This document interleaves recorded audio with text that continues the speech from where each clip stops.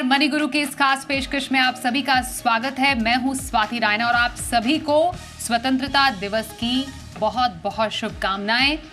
और इसके साथ ही बाजार भी नई बुलंदियों पर पहुंचा। भारत की ग्रोथ स्टोरी बेमिसाल है और इस सफर में रिटेल निवेशकों का काफी बड़ा योगदान रहा है, जो इस ताकत को पहचान कर सफलता के रास्ते पर चल रहे हैं। आज हम आपको बताएंगे क्या रहे अब आपकी आगे की निवेश स्ट्रैटेजी, किन सेक्टर में है निवेश के मौके, कहां पैसा लगाने से बढ़ेगा मुनाफा, आर्थिक आजादी के 10 मंत्र। इस पर खास चर्चा करने वाले हैं। हमारे साथ इस वक्त शो में शामिल हो चुके हैं जेआरएल मनी के को फाउंडर विजय मंत्री। विजय जी, बहुत स्वागत है आपका मनी गुरु के आज बेहद ही खास कार्यक्रम में शामिल होने के लिए। एक बार फिर से आपसे रहेगी खास चर्चा इस बेहद ही खास पर्व पर, और जानने और समझने की कोशिश करेंगे कि हम एक बढ़ती हुई अर्थव्यवस्था के तौर पर कैसी बुलंदियों को छू रहे हैं। और क्योंकि जब हम बुलंदियों की बात कर रहे हैं, नई बुलंदियों पर बाजार को जाते हुए हमने देखा है। पिछली बार अगस्त से अगस्त तक का सफर अगर देखें हम बाजार का, तो बाजार ने लाइफ हाई छुआ और बहुत ज़्यादा समय नहीं बीता है। और उम्मीद तो यही करते हैं कि आगे और भी कई ऊंचाइयां छुए बाजार।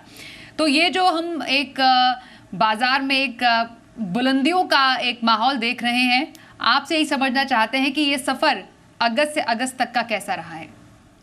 अगस्त से अगस्त का नमस्कार। सबसे पहले आपका और आपके सभी दर्शकों का स्वागत है और सभी को बहुत बहुत हार्दिक शुभकामनाएं कि हम एक स्वतंत्र देश के अंदर हैं। ये बहुत बड़ी ब्लेसिंग है, हम इसको भूलना नहीं चाहिए। सफ़र बहुत अच्छा रहा है और जैसे हमने पिछली बार बात की है कि इक्विटी में बहुत अच्छा पैसा बनेगा और वो कंटिन्यू रहा है। और बाय एंड लार्ज इंडिया का ग्रोथ स्टोरी इंटैक्ट है। हालांकि रिटर्न थोड़े ग्रोथ स्टोरी के पहले इस बार हमको लगता है आ गए हैं, तो आने वाला पीरियड में थोड़ा संभल के रहने की ज़रूरत है शॉर्ट पीरियड में। लेकिन लॉन्ग टर्म स्टोरी तो बहुत ही ज़्यादा मजबूत है और हम इसके अंदर थोड़ा डिटेल में चर्चा करने की कोशिश करेंगे। बिल्कुल। तो यहाँ हम अगर समझें तो एक दौर ऐसा रहा जब हमने सेंसेक्स को 67,000 के पार जाते हुए देखा, निफ्टी को बस 20,000 तक पहुंचने की बस कसर रह गई थी। विजय जी, बस वहां पर अब इंतजार है कि कब वो नया स्तर भी छुएगा। बैंक निफ्टी को हमने 46,000 के पार जाते हुए देखा। और पिछली बार जो सवाल मेरा था आपसे, जब हम आज़ादी का अमृत महोत्सव मना रहे थे और अभी भी वो सफ़र कायम है, यही हर कोई जानना चाहता है, खासतौर पर सेंसेक्स के लिए 1 लाख कब तक? बहुत जल्दी, ज़्यादा समय नहीं लगेगा, लेकिन 1 लाख का आंकड़ा पकड़ के मत रहिए, क्योंकि सेंसेक्स 1 लाख नहीं, 1.5 लाख, 2 लाख, 2.5 लाख, 3 लाख, 4 लाख, 5 लाख अपनी लाइफ टाइम में पहुंचने वाला है। मैंने अपना करियर 1987 में सीए के लिए एनरोल हुआ था मैं, तब बीएसई सेंसेक्स 700 के आसपास था। तो करीब आप देख लीजिए 30-35 सालों में ये करीब 100 गुना के आसपास या उससे ज़्यादा बढ़ा है। तो आप देख लीजिए कि कितना ग्रोथ हुआ है एक लाइफ टाइम में, जो पूरा हुआ नहीं मेरा अभी। तो अगर 700-800 से लेके 65,000 हो गया, तो अभी 1 लाख होने में कितना ग्रोथ चाहिए आपको? तो वो तो अल्टीमेटली आना ही है। वो सवाल नहीं है कि सेंसेक्स कहाँ जाएगा, उसका जर्नी तो ऊपर ही है। सवाल ये उठता है कि रिटेल इन्वेस्टर कहाँ पैसा बनाएंगे। क्या रिटेल इन्वेस्टर वहीं अटके रहेंगे जो ट्रेडिशनल प्रोडक्ट में अटके हैं? हम 60 लाख करोड़ साल की सेविंग्स करते हैं, 50% जाता है रियल एस्टेट में, 15% बैंक एफडी में, 15% गोल्ड में जाता है, इंश्योरेंस में जाता है, इक्विटी में खाली 4.8% ही आता है। और जबकि इक्विटी में पिछले 5, 10, 15, 20, 30, 35 सालों में खासकर म्यूचुअल फंड ने एब्सोल्युटली फैंटास्टिक रिटर्न दिया है। तो सवाल वो नहीं है कि इंडिया कहाँ जाएगा, वो तो तय है। सवाल ये है कि इन्वेस्टर पैसा बनाएगा कि नहीं बनाएगा, बनाएगा तो किस तरह बना सकता है, और नहीं बनाएगा तो क्या करेगा वो। बिल्कुल। तो कहाँ पैसे से बनेगा पैसा, कहां पर निवेश के बन रहे हैं मौके, इस पर अब चर्चा की शुरुआत करते हैं। विजय जी, सबसे पहले गोल्ड की बात करते हैं, क्योंकि भारतीयों का गोल्ड के प्रति प्रेम कभी छिपा नहीं है और सबसे ज़्यादा जो खपत है वो भी भारत की तरफ से होती है, चीन की तरफ से होती है। तो गोल्ड में निवेश करने का सही मौका है क्या, ये सबसे बड़ा सवाल अभी निवेशकों की तरफ से। देखिए, गोल्ड ने एक बहुत हिस्टोरिकली अच्छा रिटर्न दे दिया। अगर आप करीब करीब पिछले 95-100 ईयर्स के डेटा देखें तो गोल्ड ने 8 से 9% कंपाउंडिंग रिटर्न दिया है इंडियन रुपी के अंदर। वो मेरे हिसाब से बहुत अच्छा रिटर्न है। लेकिन सब्सटेंशियल रिटर्न गोल्ड का 1970 टू 1980 के पीरियड में आया था, जब दुनिया में इन्फ्लेशन डबल डिजिट था। इंडिया में 15-16-20% इन्फ्लेशन का एक दौर था, वहाँ हम पहुँचे। दूसरा, अगर आप देखें कि दुनिया में साल का 3,500 टन गोल्ड बनता है, उसका 50% इंडिया और चाइना कंज्यूम करता है और 50% सारी दुनिया कंज्यूम करती है। अब सबसे बड़ा सवाल ये कि इंडिया और चाइना के अंदर जो नेक्स्ट जनरेशन है उनको गोल्ड से लगाव है कि नहीं है, एक बहुत बड़ा क्वेश्चन मार्क है। और कितना गोल्ड भारतीयों के पास है, जितना आज तक धरती से सोना निकला है ना, उसका 11% भारतीय महिलाओं के पास है। जो टॉप कंट्रीज़ है, G8 कंट्रीज़ है, उनके सेंट्रल बैंक के पास जितना सोना है उससे ज़्यादा सोना भारतीय महिलाओं के पास है। नेक्स्ट जनरेशन को गोल्ड पसंद नहीं है, लेकिन गोल्ड खरीदने का डिसीजन पेरेंट्स के हाथ में है, जो हिस्टोरिकल रीजन से कंडीशन हुए हैं कि गोल्ड का दाम तो आसमानी छूता रहेगा। लेकिन मैंने अभी एक छोटा सा आंकड़ा निकाला है कि 1980 से 2023 के पीरियड में BSE सेंसेक्स 100 से 65,000 हो गया, तो करीब 16.2% रिटर्न छूटा BSE सेंसेक्स का। अगर 1947 में सेंसेक्स होता, सपोज करो कोई इंडेक्स होता और उसका 3% रिटर्न आता या 5% आता या 10% रिटर्न आता, तो ₹1 का वैल्यू अगर 1947 से 1980 के बीच में इंडियन सेंसेक्स कोई होता और खाली 10% ही रिटर्न आता, और 1980 से सेंसेक्स का एक्चुअल ट्रैक रिकॉर्ड है, तो ₹1 का वैल्यू आज 15,000 के आसपास होता। अब आप इसको कंपेयर करिए कोई भी एसेट कैटेगरी से। इक्विटी का होल्डिंग पीरियड बहुत छोटा होता है, गोल्ड का होल्डिंग पीरियड फॉरएवर होता है। अगर आप इतना होल्डिंग पीरियड पेशेंस इक्विटी के प्रति दिखाएंगे तो उसके आसपास कोई आ नहीं सकता। तो मेरा पहला सवाल, मेरा आंसर है कि मेगा ट्रेंड, चाहे कोई कुछ भी बोले, मेरी ओपिनियन है कि मेगा ट्रेंड गोल्ड के फेवर में नहीं है, बिकॉज दो बड़े कंज्यूमर है इंडिया और चाइना, वहाँ नेक्स्ट जनरेशन को गोल्ड से इतना लगाव नहीं है। जितना भी गोल्ड में कोई निवेश करना चाहे, एक छोटा 1% ही पोर्टफोलियो का अगर, तो उसमें कौन सा तरीका आपको आजकल के माहौल के हिसाब से सबसे सही लगता है Vijay ji? Sovereign gold bond खरीदें, क्योंकि वहाँ एक तो 2.5% आपको इंटरेस्ट मिलता है, वो टैक्स फ्री भी है। तो सॉवरेन गोल्ड बॉन्ड मेरे हिसाब से सबसे अच्छा तरीका अगर आपको एक साथ पैसा डालना है। दूसरा तरीका है गोल्ड ETF खरीदें, वहाँ एवरेज कॉस्ट आपके फेवर में आता है, रुपी कॉस्ट एवरेजिंग होता है। लेकिन गोल्ड ETF में चैलेंज ये है कि उसका टैक्सेशन ख़राब हो गया है, तो उसकी वजह से अगर आप गोल्ड लेना है तो सॉवरेन गोल्ड बॉन्ड लें, या अगर आपको लेना है तो बुलियन और ज्वेलरी ले, क्योंकि वहाँ लॉन्ग टर्म कैपिटल गेन अभी भी है विद इंडेक्सेशन बेनिफिट, तो वहाँ आप पैसा डाल सकते हैं मेरे हिसाब से। लेकिन एक आम हिंदुस्तानी फैमिली के अंदर गोल्ड ऑलरेडी इतना ज़्यादा है। बिल्कुल, वाकई। आइए अब गोल्ड के बाद हम रियल एस्टेट पर आते हैं। तो विजय सर, अब ये बताइए आप कि रियल एस्टेट पर जब हम चर्चा कर रहे थे साल की शुरुआत में, आपने कहा था 2023 में रियल एस्टेट में तेजी का दौर बरकरार रहेगा, और कुछ यही ट्रेंड हम देख रहे हैं। अभी जब हम बात कर रहे हैं इंडिया की ग्रोथ स्टोरी की, तो उसमें रियल एस्टेट कितना बड़ा योगदान दे सकता है? मैंने 2022 में अपना जब 1 जनवरी या फर्स्ट वीक ऑफ जनवरी में हमने शो किया था 2022 में, तब भी मैंने यही बात की कि 2022 is a year for real estate. 2021 में भी यही बात की और 2023 के अंदर भी यही बात है। तो रियल एस्टेट मेरे हिसाब से इंडिया की GDP का 7 से 11% के आसपास है, लेकिन निफ्टी के अंदर उसका रिप्रेजेंटेशन 0 है। निफ्टी 100 में उसका रिप्रेजेंटेशन 0.3% है और निफ्टी 500 में उसका रिप्रेजेंटेशन 0.8% है। तो इंडिया में हाउसिंग का डिमांड रहेगा, रियल एस्टेट का डिमांड रहेगा, लेकिन जो पुराना ट्रेंड है कि एक्चुअल में जाके रियल एस्टेट खरीदना, प्रॉपर्टी खरीदना, वो आप अपना खुद का ट्रैक रिकॉर्ड देख लें पिछले 15, 20, 25, 30 साल का।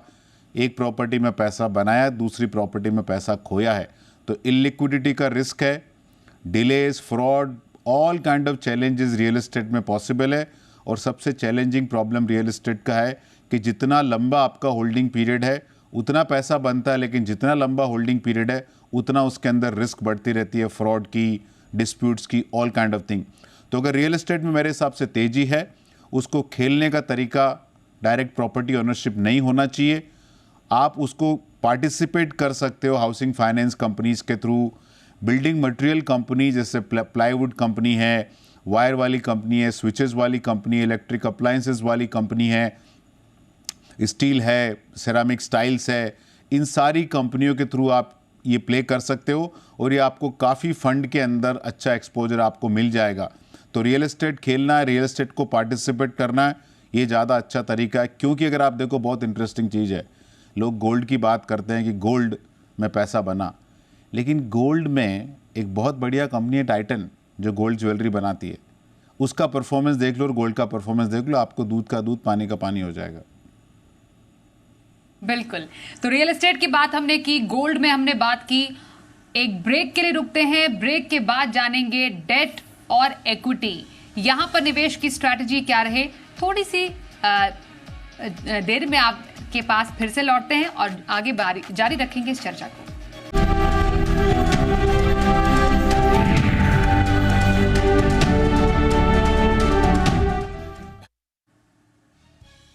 आर्थिक आजादी के 10 मंत्र, मनी गुरु स्वतंत्रता दिवस स्पेशल एपिसोड आप देख रहे हैं। हमारे साथ है जेआरएल मनी के को फाउंडर विजय मंत्री। विजय सर, अब जानना जरूरी है डेट फंड्स के बारे में, क्योंकि हमने जो इस साल एक बड़ा बदलाव देखा वो डेट फंड में टैक्सेशन से जुड़ा हुआ बदलाव देखा, इसलिए इस पर चर्चा करना बेहद जरूरी है।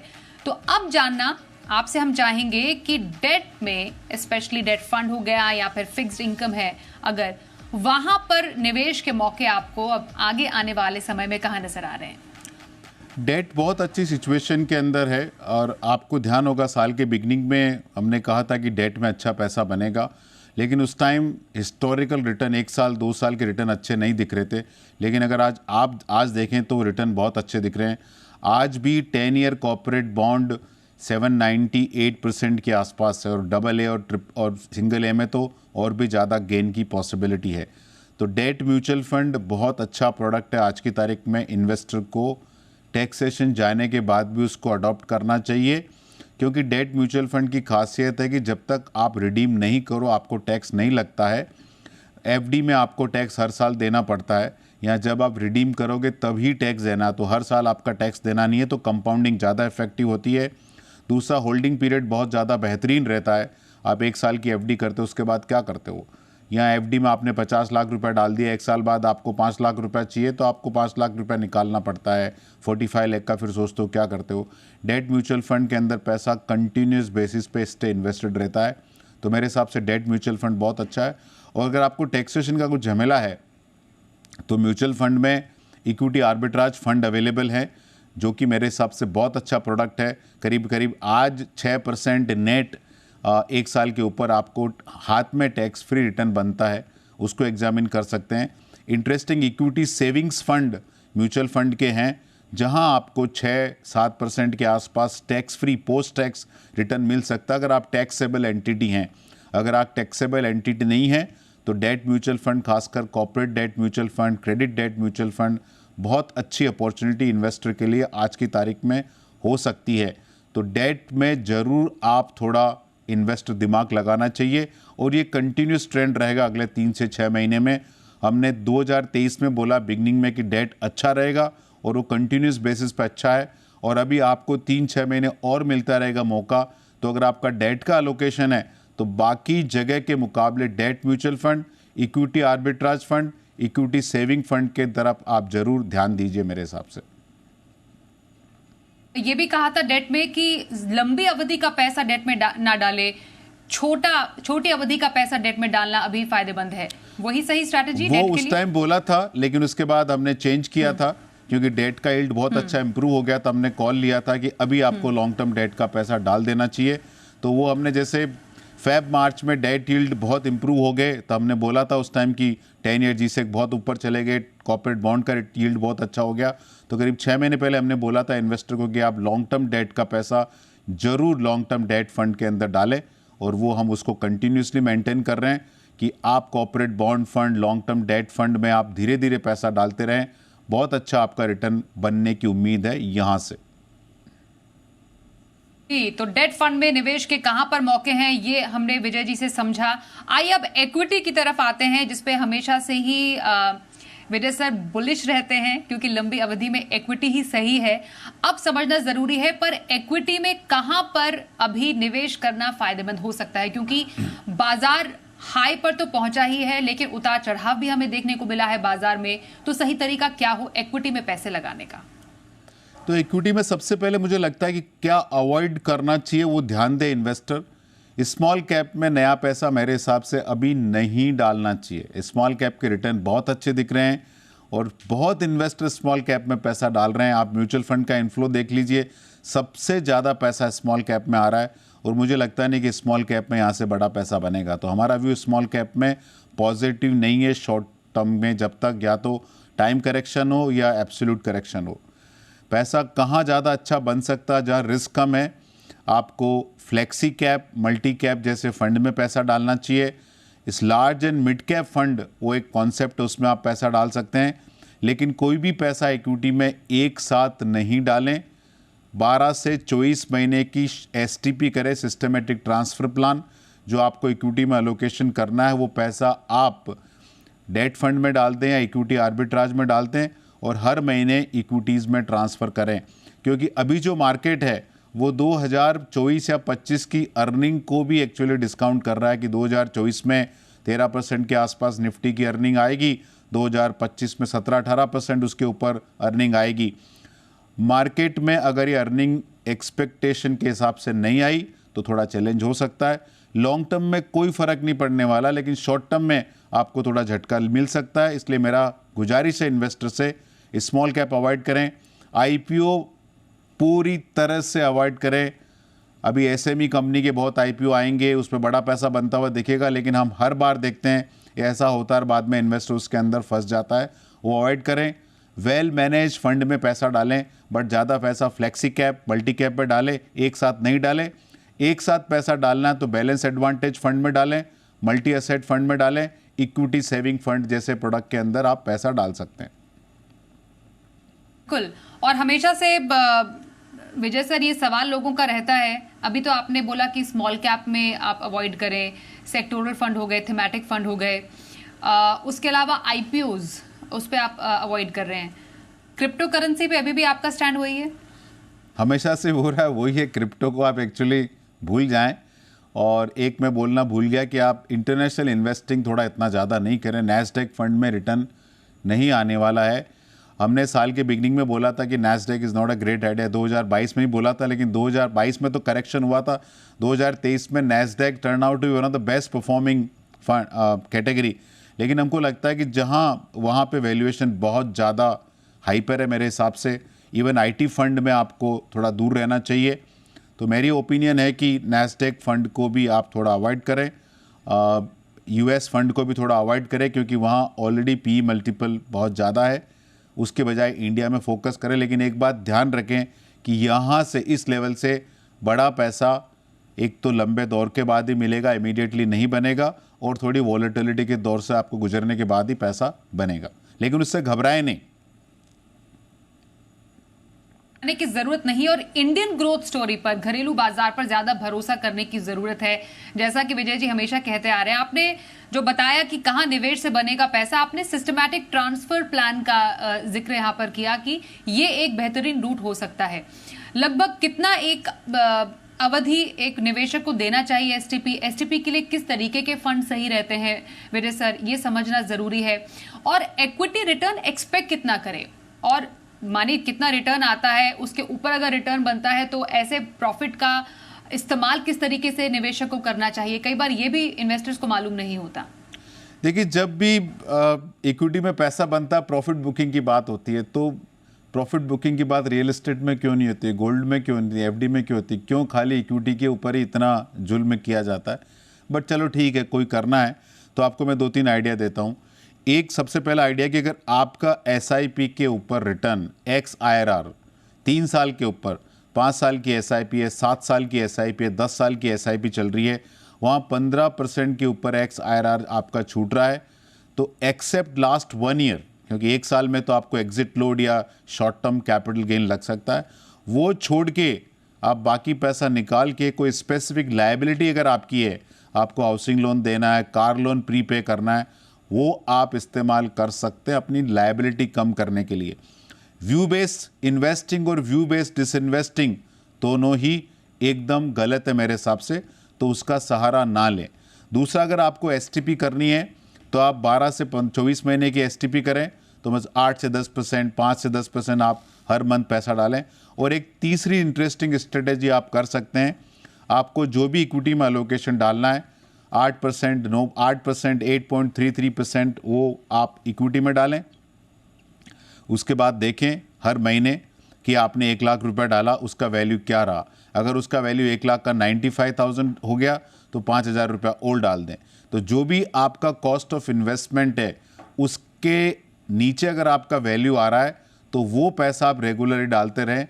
ऐसा करने से आपकी एवरेज कॉस्ट कम आएगी और आपका ज़्यादा अच्छा पैसा बनने की पॉसिबिलिटी है। तो ये आप स्ट्रेटेजी अडॉप्ट कर सकते हैं। तो ये कुछ स्ट्रैटेजी है, ये कुछ तरीके हैं, ये कुछ मंत्र है आर्थिक आजादी पाने के लिए। इस बार भी हमने विजय मंत्री जी से समझा कि आप कैसे कमा सकते हैं मुनाफा और कैसे स्मार्ट तरीके से आप बाजार में वेल्थ क्रिएट कर सकते हैं। और हमारे साथ इस चर्चा में शामिल होने के लिए विजय मंत्री जी एक बार फिर से आपका बहुत धन्यवाद हम करेंगे। मनी गुरु में आज के इस कार्यक्रम में बस इतना ही। दीजिए इजाजत, नमस्कार।